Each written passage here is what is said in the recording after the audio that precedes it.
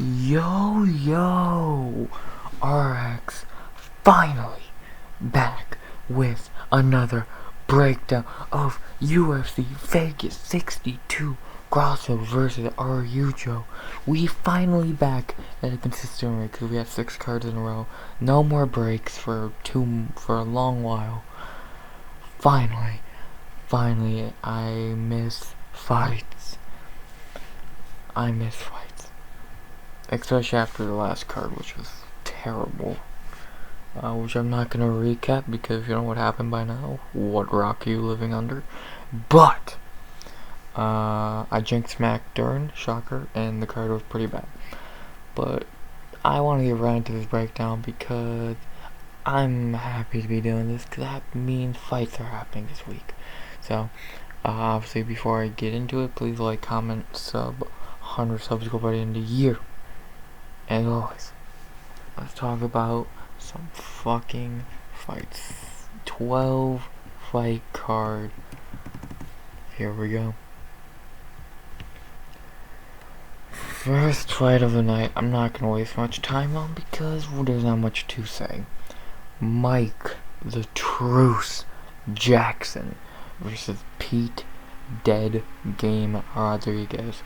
Not gonna waste your time. Pete Rodriguez knockout in the first.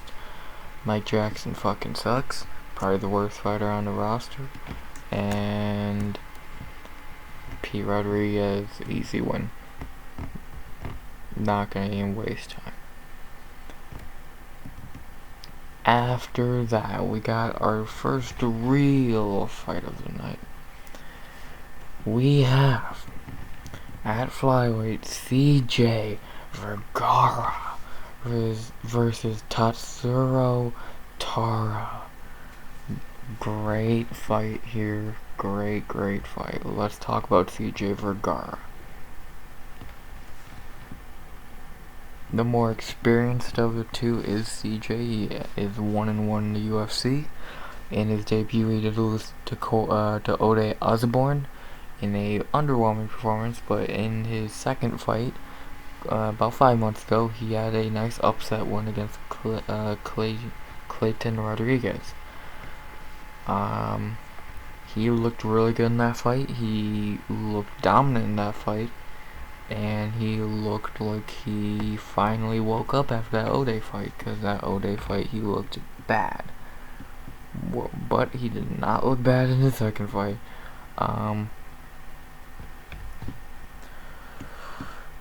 Not much to say about CJ. We've not got to see a lot of him yet. I do think he's a fine fighter, but I want to see more from him.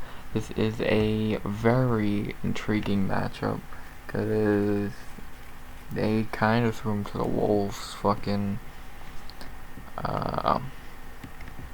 Tatsuro Tara is no joke. The dude's really fucking good. So you better bring your fucking A game if you're gonna try and compete with Tatsuro. CJ, when he is on his A game, does seem like he is a really good fighter. But let's see if he can channel that into this fight. He is gonna try and fucking. He's a pretty well-rounded fighter. He can strike and wrestle, so it's not like he's weak anywhere. Where would he rather fight? Probably on the feet. So, and try and gas out Tatsuro, who we did see gas a little bit in his debut. We'll talk about that in a second.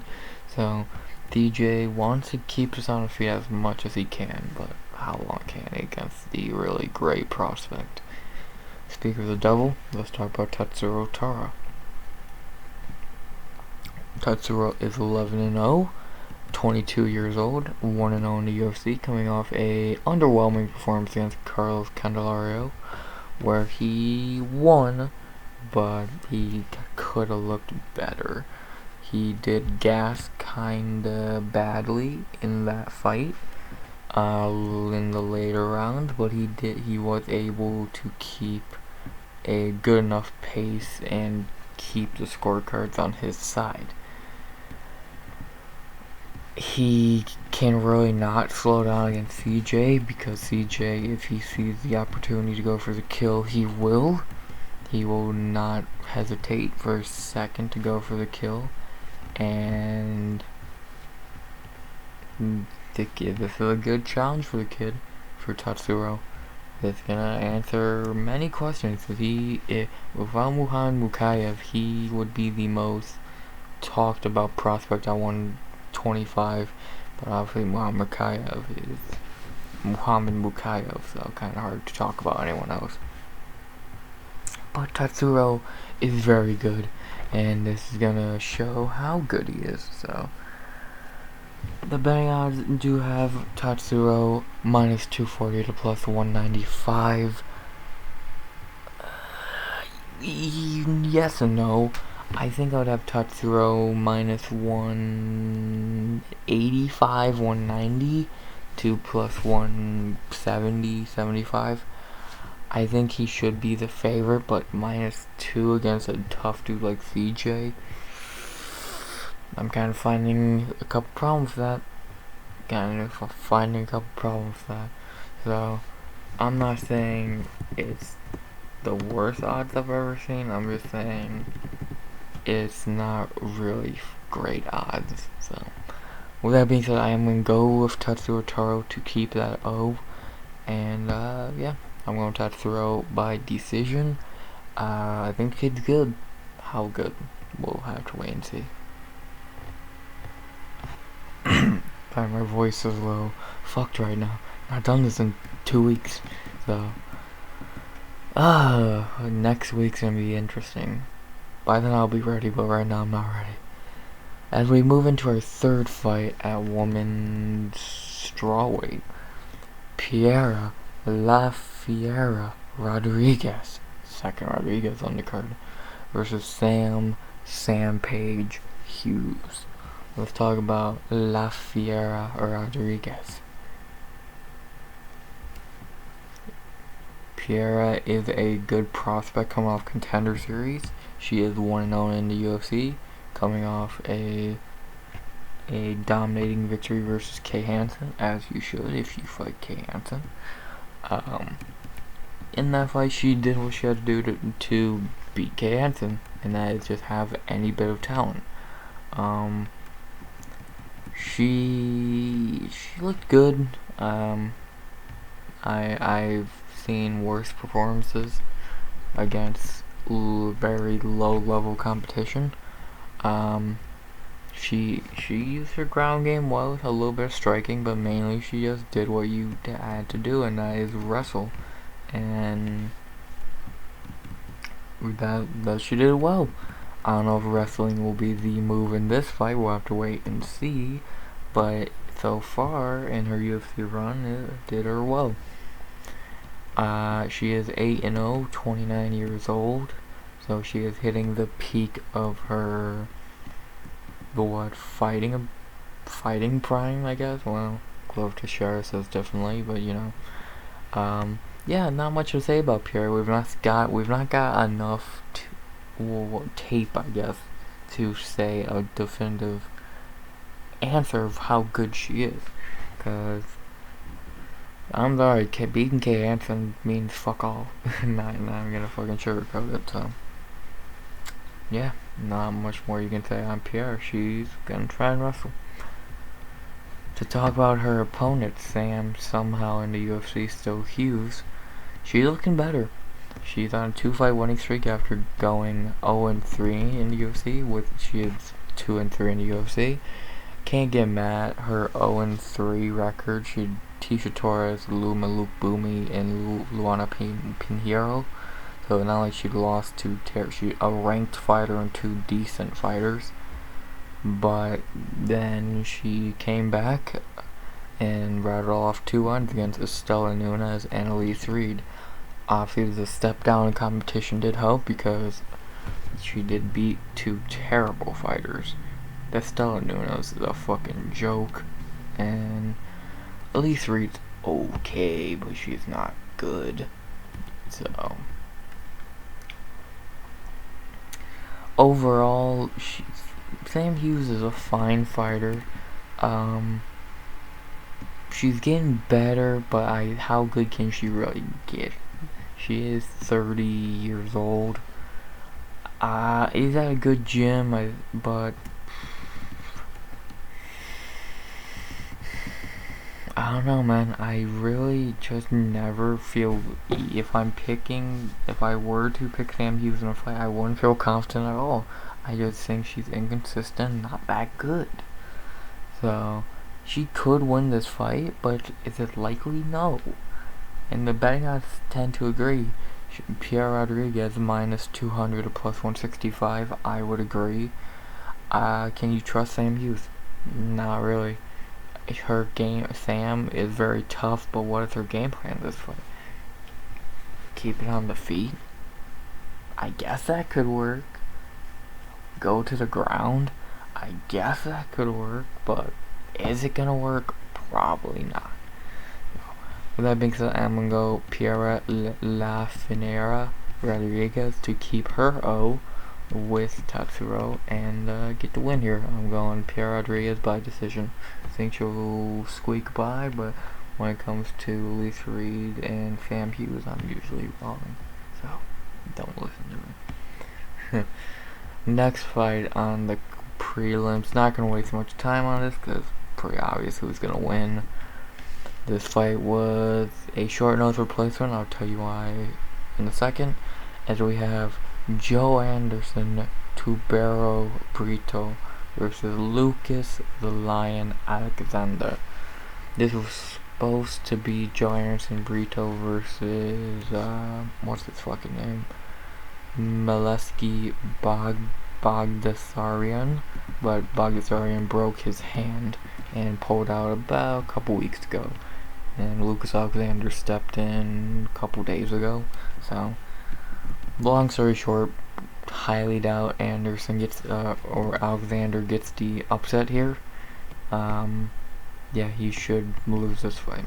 He ended betting odds agree. Joe Anderson Burrito minus 370 to plus 295, coming off a shocking KOing of Andre Feely. And then he looked kind of terrible against Bellagio, but that Feely fight, he looks great. So, yeah, Burrito has a win here. Unless he fucks up somehow, he should easily win this fight. So, I am going with Joe Anderson Burrito by... Oh, you would think the finish is the obvious answer, but I'm not sure, man.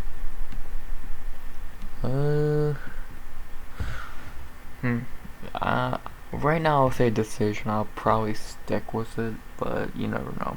So I am gonna go Joe Anderson Burrito, my lock of the night, just like I'm guessing everybody's, by decision. Short notice, just screams fucking lock. So, Joe Anderson Burrito by decision. Next up on the cards, the fifth prelim, a wrestling match. We have Nick Maximov versus Jacob Mamba Malkoun. Let's talk about Nick Maximov, aka only in the UFC because he trains with the Diaz brothers. Maximov in the UFC is 2-1. In his UFC debut, he beat Cody Brundage in a okay performance till the end. And then in a upset win against Punahele Soriano, he did score the split decision. But in his last fight, he did get subbed by Andre Petroski, who is really good. And I swear people don't know that, how good he really is. Maximov is a complete wrestler. We've really never seen his hands, and if we have, it was very little and not good. He's a Diaz brother academy guy, so he's very heavy on the Gracie Jiu-Jitsu and fucking wrestling, and it worked for him in his first two fights, but Petroski was just too much for him. So, if he has to show his hands in this fight, he is probably the better striker, but that's just guessing. We've not really got to see his hands a lot. So, yeah, we'll see. We'll have to just wait and see if he has to show his hand, if he has them. Talk about his opponent, Jacob, only in the UFC because who he trains with, Robert Whittaker, Malkoon. He is 2-2 in the UFC. In his UFC debut, got flatlined by Phil Hawes, then got on a 2-fight winning streak, hugging Abdul Razak Al Hassan and AJ Dobson, and then in his last fight did lose to Brendan Allen. Malkoon's game plan is lay and pray till a decision. Not even gonna sugarcoat it. His hands are terrible, and he's just gonna try and lay on you for 20 to 15 minutes. So his game plan is very easy to predict. Fuck. This fight comes down to what works better, plain old wrestling or jiu-jitsu. For this case, me and the betting odds seem to agree. Nick Maximov -160 to +130. I'd probably move Maximov up a little bit, maybe 170, 180, because he seems like a more well-rounded fighter. Malkoon is just not good, really. He's only in the UFC because of Robert Whittaker being his teammate. Because without that, he would never made it, because he's really not that good. So, I'm going Nick Maximov by decision here. He should get the win pretty easily. Well, not easily, but if he can just outsmart Malkoon, he should obviously get the win. So, Nick Maximov by decision. After that, the second to last prelim on the card probably should be on the main card if we're being honest with ourselves.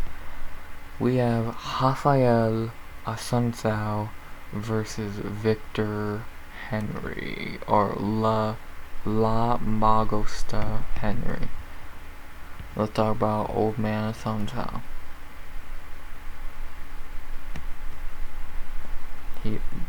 Dude's been in the UFC and in the fight game for a while. He is 40 years old now. He is on a bad 4-fight losing streak to Marlon Moraes, Corey Sandhagen, Cody Garbrandt, and Ricky Simone. This is kind of his last-ditch effort to stay in the UFC and not retire. He's past his prime though, badly. He just cannot hang with the younger dudes, or even the older dudes like Marlon and Cody anymore. So, he's not won a fight since 2018 when he beat Rob Font, and he's not looked good in a fight since then. Not shocked, cause again, like I said, he is fighting pretty good fighters. Just for him, he cannot hang with them anymore. His chin's not what it was, or it's not that great anymore. And he's just all around not that great of a fighter anymore. For the opponent, the 5 years younger Victor Henry, he is one of the surprise debuts of 2022. On short notice, coming in and destroying Hani Barcelos in his UFC debut on, again, short notice. If you look down at the record, he has a lot of fights, been fighting for a while. The main win that sticks out, or main fight, is he has a win over Kyler Phillips, which has aged so well, it's kind of sickening. He's underrated. He's good. If he was a little younger, I think he could be something at 135, but he is 35. So, yeah, that's not great, but you know, it is what it is. With Glover Teixeira. Henry pushes an insane pace. That's why he did walk through Hani Barcelos. And if you try to push that pace on Assunção, it's gonna work just as well, I feel. The betting odds do have Victor Henry -315 to 260. I would probably move Henry up to, well, you could say -400. I won't. I'll say 350. He should win this fight, if we're being honest. If we're talking a Sun Tzu 10 years ago, Henry gets destroyed. But 40 years old, 4-fight losing streak, and let's be honest, retiring after this. Victor Henry has this in the bag.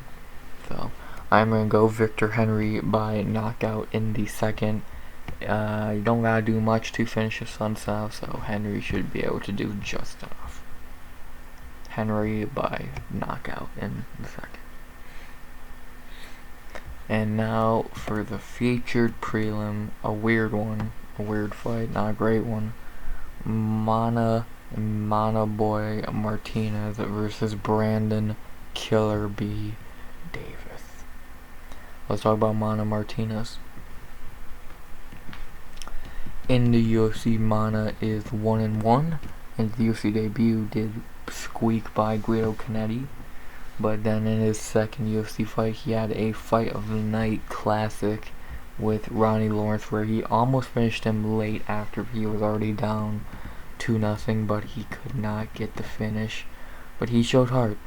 He showed a fuck ton of heart in that fight, and props to him. He showed heart.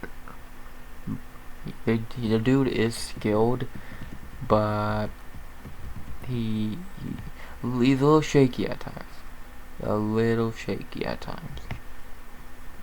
We'll let the Guido fight pass. He probably should have finished him, but we'll let that slip for reasons. But yeah, losing to Ronnie Lawrence ain't a terrible thing, but he could do better. Well, Romani is good, really good striking. Wrestling kind of his downfall, but striking wise, he is pretty good. So yeah. Now talk about his opponent, Brandon Davis.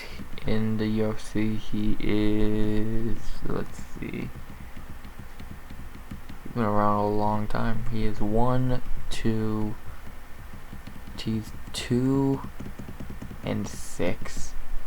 Good fuck. His only wins are Steven Peterson, Randy Costa, and that's it. So 2 shitty fighters. And his losses are 2. I'll name the important ones: Zabit, Giga, and Dana Bagaral. So he's not losing to awful fighters, but he only can beat awful fighters. Overall, he is trying to get you to the ground and wrestle you. A lot of the time it does not work, and he loses, but sometimes, I'm sorry, sometimes it does work, and that means he wins. So, yeah, I'm not gonna lie, Brandon Davis ain't worth really talking about much. Overall, not gonna waste a lot of time on this fight. Mana is -160 to +135. If he stops takedowns, he's gonna win this fight. Nothing more to say. He could finish Brandon Davis, to be honest. I don't think he will, but if he stops takedowns, he can. He will win this fight. So I'm gonna go Mana Martinez by decision. Stop takedowns, get the win, and go home. Nothing more to say. So those are the prelims, fine prelims, ups, downs, all around. But now we move on to the very odd, and I mean odd, main card. As we start off in the light heavyweight division, and by the way, I'm not rushing through this card. I'm just, do you really care about Mana Martinez? No. First fight of the main card, 5 fights left to talk about. We have Misha Sirkanov versus Alonzo Atomic Menifield. Let's talk about Misha Sirkanov. Dude's been around a long time, has taken so much damage. His chin's kinda non-existent at this point. He's had very many downs in the UFC, a couple ups, but they're few and far between. He's had a lot of losses. Uzdemir, Teixeira, Walker, Spam, Jocko, and then the one that really should have got him cut, Wellington Turman. You lost to Wellington Turman. You fucking suck. Yeah, he's bad. He's 35 years old and he's taken so much damage. It's kind of just wow. Wow. Talk about his opponent, Alonzo Menifield. He's not taking nearly as much damage, but he's not the greatest fighter in the world. In the UFC, he is 1, 2, 3, 4, 5, and 3. His wins, important ones: Paul Craig, that one did well. Fabio Chiron, Ed Herman, Oscar Morozov. His losses: Devin Clark, OSP, and William Knight. Obviously his Paul Craig win is his best win. It's aged like fine wine. Besides that, Fabio Chiron, Ed Herman, Oscar, all not really worth talking about. Losses wise, can't really get mad at any of the. Well, William Knight's kind of dog shit, but OSP and Devin Clark you really can't get too mad at. So, you know, I think letting those slide is okay. If you ask me, I think it's okay to let those slide under the rug a bit. So, yeah. Lonzo's very powerful, very powerful fighter, and one good punch and your lights are going out. He can gas, what he doesn't really often, and yeah, not much more to say about him. The betting odds have Alonzo Menifield minus 220 to plus 180. I would probably have Menifield minus 300. He should win this fight pretty easily. One good punch and old man Sirkanov is going to sleep. So I am going Alonzo Menifield by knockout in the first. One good punch. Good night, old man. Last 4 fights. As we start off with a fight I'm not going to waste much time on. It's dog shit versus dog shit, and who cares. Dusko Sunder Stovich versus Jordan the Beverly Hills Ninja Wright. I'm not gonna waste much time. This fight's only on the main card because someone will be knocked out. Both these guys suck. This really should be on a Bellator main card. And yeah, not much more to say. Who do I think's gonna win this fight? I probably Dusko, but I just can't trust Dusko. That chin is very weak with that giant head behind it. And I don't know why. I keep putting faith in Jordan Wright. I picked him against Burrito. And it cooked me. So let's see how he fucks me this time. I'm gonna go Jordan Wright by knockout in the first. I think he can hit that giant head and that weak chin to Chateau City. Jordan Wright by knockout in the first.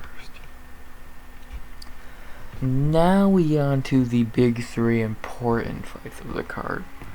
As we start off with what a lot of people say the main event should be, and I kind of agree.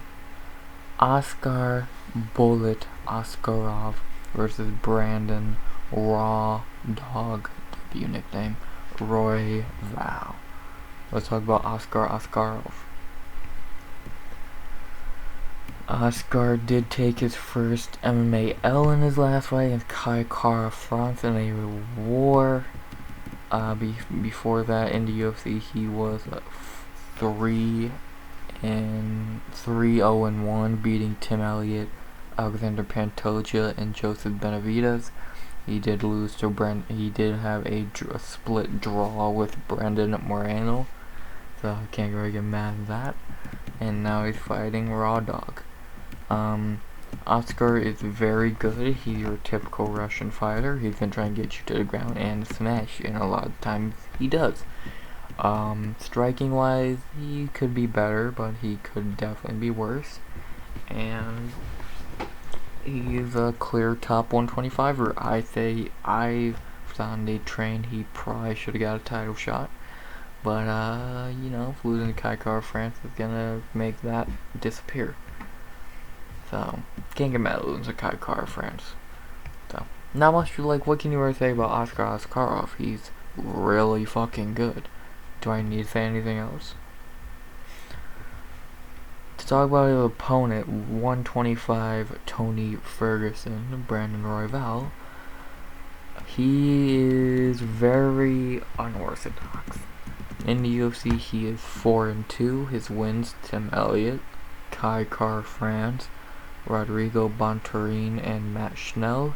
His losses: Brandon Moreno and Alexander Pantoja. The big elephant in the room is he did beat KKF. As for Oscar, he did lose to him. I would say that actually matters, but if you know anything about MMA, you know MMA math does not fucking work.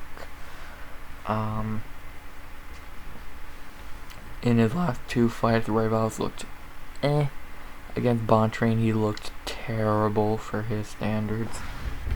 And against Matt Schnell, he looked fine, but how great is a Matt Schnell win, really? Not the most fucking impressive thing in the world, if you ask me. So, I think Royval is very good when he is on his game. I think he is a top 125er. And for the fight that he's going into against Oscar Askarov, he's going to need to be on his game like a motherfucker. Because this guy is going to be shooting for every takedown in the book. With that being said, the betting odds do have Oscar Askarov minus 190 to plus 160. I have seen the sites where Oscar is minus 2 and up. Not a shocker. I'd probably agree. I would have Oscar minus 160, 170 to plus 140. But that does not mean I'm picking Oscar Askarov. When it comes to craziness, it's kind of hard to pick against Brandon Royval. If the dude's on his game going into this fight, like he was against Kai and Elliott, he could win this fight, man. But if he looks as bad as he did against Bontorin, then he's gonna lose badly. So it all kind of depends on what Royval shows up. Oscar's gonna show up like Oscar, great fighter, and see what happens. But Royval is gonna be a question mark. So that being said, I'll roll the dice here and have a little fun. I'm going raw dog Royval. Underdog, raw dog, let's go. Brandon Royval by decision. Underdog season, raw dog season. That sounds terrible. Now we are on to the co-main event of the evening of fight. I would have never expected to be happening, but it's happening. Jonathan Dragon Martinez versus Killer Cub Swanson. Yes, Cub Swanson is moving down. No, Martinez is not moving up. Let's talk about Jonathan Martinez. I think he's one of the most underrated bantamweights in the UFC. Dude is scary talented, but gets no shine on him for some reason. He only has 3 losses in the UFC. Besides that, he's won 1, 2, 3, 4, 5, 6, 7. 3 in a row, let alone. And he's really good. He's really good. His striking is crisp as fuck. His wrestling defense is pretty good. And yeah, man, it's hard to explain how underrated he is because he is so good. His last 3 fights, he knocked off a dude who was 13-0. He ran through Alejandro Perez. I think he did get dropped, but it happens. And then he ran through Vince Morales like it was nothing. And he ran through Frankie Sands, Thomas Almeida. Yeah, David Grant caught him, but lucky shot. If we went in depth on Killer Cub, we'd be here till UFC 284. So, long story short, Cub Swanson's a legend at the end of his career. He's trying to find a new home, even though I think this is a terrible fucking idea for him. 38 years old and moving down to 135 for the first time in your career when it went 145 didn't seem like a great cut either. I'm very, very intrigued to see how he looks on the scales tomorrow / this morning. If he misses weight, I wouldn't be shocked. If he looks drained as fuck, I wouldn't be shocked. Even if this was happening at 45, then I think Cub would be more in it. But moving down, and who knows how he's gonna look weight wise. And Martinez is really good and 10 years younger. Yeah, it's kind of hard not to pick Johnson Martinez here. Depending on how Cub looks on weigh-in day, that will determine how I pick Martinez to win. But as of right now, I'm leaning towards the decision. If Cub looks like shit weigh-in day, then I'm going by a finish. Oh, and Johnson Martinez is the -175, the +145 favorite. Yeah, I would agree. If Cub has a bad weight cut, then I moved Martinez up to -250. So I am going Johnson Martinez by decision. Maybe a finish, depending on how Cub looks. And now the main event of the evening, the not planned main event for this card, that was meant to be Jared Cannonier and Sean Strickland. That obviously is not happening until the last fight of the year. But we still got a okay main event. As we got Alexa Grasso versus Viviane Vivi Araujo. No one, I swear, every breakdown I watch, someone says her name differently. And if you've watched as many breakdowns as I have, you hear the same thing. Can Araujo's gas tank hold up for this fight? Because she is a very fast starter.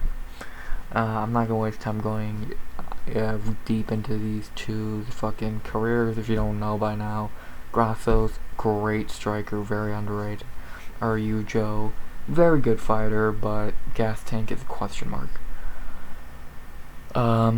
This fight comes down to what everyone says, and if everyone says that more I hear it, the more I do agree. Thinking back on Araujo, if she does do what she usually does, and that's kill her gas tank within the first 2 rounds, Grasso is gonna easily 48-47, if not 48-46 her in the last 3 rounds. Grasso really just needs to stick to her game plan, not get taken down, and do her super crisp boxing. Because she is an amazing boxer, striker, whatever. Nothing Araujo's not, but Araujo's best key to victory is patience and takedowns. If she fucks up the patience part and gasses herself, she's gonna lose. If she can't get the takedowns, she still has a chance at winning, but trying to outstrike Alexa Grasso is kind of a stupid fucking idea.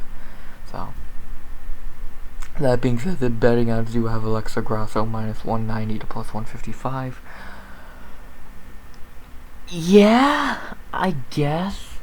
I would say this fight more comes down to how Araujo fights than how Grasso fights. We know Grasso's gonna fight like Grasso. Great boxing and go with the flow. This fight comes down to Vivi, man. How does she look? Does she gas? Does she play it smart? We have to wait and see. But with that being said, I am going Alexa Grasso by decision. I think she will survive the flurry and win. So, Alexa Grasso by decision. Well, those are my breakdowns. To go over my picks one more time: Pete Rodriguez by knockout in the first, Tatsuya Tara by decision, Piera Rodriguez by decision, Joe Anderson Burrito by decision as of right now, Nick Maximov by decision, Victor Henry by knockout in the second, Mana Martinez by decision, Alonzo Menifield by knockout in the first, Jordan Wright by knockout in the first, Brandon Royval by decision, Jonathan Martinez by decision as of right now, and Alexa Grasso by decision. My lock for the night, as I said earlier, in case you missed it, Joe Anderson Burrito, and that is it.